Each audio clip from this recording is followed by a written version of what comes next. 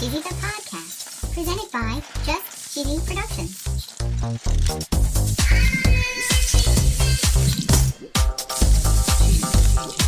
Hi there, I'm your host, Fondue. In this week's episode, we're going to talk about people who don't eat cheese. What? Why? We're going to learn a little bit about the history of vegan cheese. Why? We're going to enjoy our new segment, Not Cheese. For Pete's sake, why? We're going to learn about a cheese contest. Yay. And, of course, we're going to tell a very cheesy joke. Oh, yeah. Stay tuned for episode number 11 of Just Cheesy, the podcast.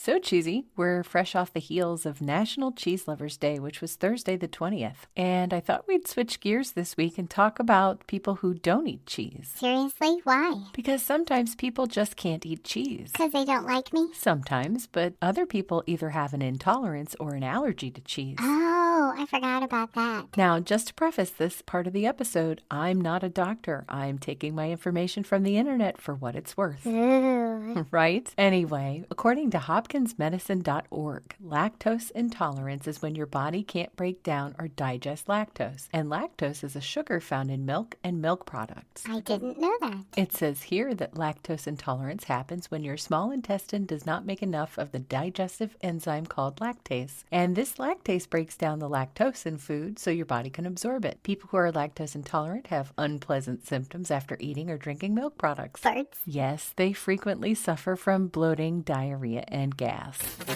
Oh, cheesy. Some people can actually tolerate dairy products that are naturally lower in levels of lactose, and these include Cheese. Yes, that's right, cheese and yogurt. People that are lactose intolerant have to watch their food labels because sometimes it's added to boxed, canned, frozen, and prepared foods. Things like bread, cereal, lunch meats, salad dressing, cake and cookie mixes, and coffee creamers. Holy cow. Those same labels are very important for people who have milk allergies. According to mayoclinic.org, a milk allergy is an abnormal response by the body's immune system, and this response is to milk and products that contain milk. Wow. It's one of the most common food allergies in children, and cow's milk is usually the cause of the allergy, but milk from sheep, goats, buffalo, and other mammals can also cause that same reaction. Holy cow. Steering clear of milk altogether is probably the best way to avoid these allergies. Aww. And the signs and symptoms of the allergy can range from mild to severe. They can be wheezing, vomiting, hives, digestive problems. They can also cause anaphylaxis, which is a severe, life-threatening reaction. Ooh, holy cow. And that's just a couple reasons why some people don't eat cheese. I get it. According to an article called Vegan Cheese is Ready to Compete with Dairy, Is the World Ready to Eat It?, which comes from Eater.com, they talk about the Western world and the quest to make non-dairy cheese. And reportedly, this began in 1896. Wow. According to a book called History of Cheese, Cream Cheese, and Sour Cream Alternatives with or Without Soy, this was the year that Dr. John Harvey Kellogg, you know, the guy from breakfast cereal, They're great. he invented something called Nuttos, a cooked peanut product that was also used as a meat substitute, and this was for his vegetarian health retreat. Okay. In 1910, Li Yuying started a soy dairy in France. Li learned about soy while growing up in Beijing, where fermented tofu had been used to make non-dairy cheese products for over 1,000 years. 1,000 years. In 1970, we saw the birth of the tofu cheesecake. Yum. In the 80s, we saw a lot of soy alternatives emerge. Something called Rejuvelac was invented in the 2000s, and it allows cheesemakers to closely approximate the kinds of bacteria cultures that are used in dairy cheese. Wow. Mayoko Schinner is called the queen of vegan cheese. She started using oats and nuts and using the cream made from those and making different kinds of cheeses. Currently, places like Tyson Foods, Chobani, Boursin, they're all launching dairy-free spreads and cheeses. Yum. Even Baby Bell got into the act, and they have a little tiny cheese that's now in the peelable green wax instead of the red. Aw. They're not a sponsor, but when they are, their ad will go right here.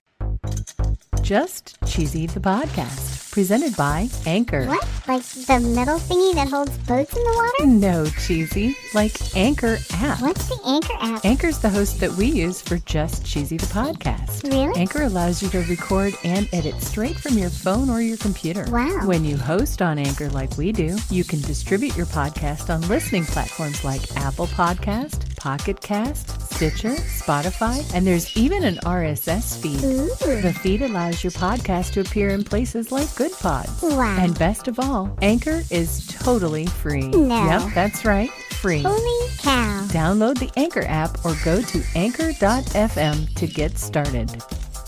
Now, back to the podcast. It's time for my favorite segment. This week in cheese.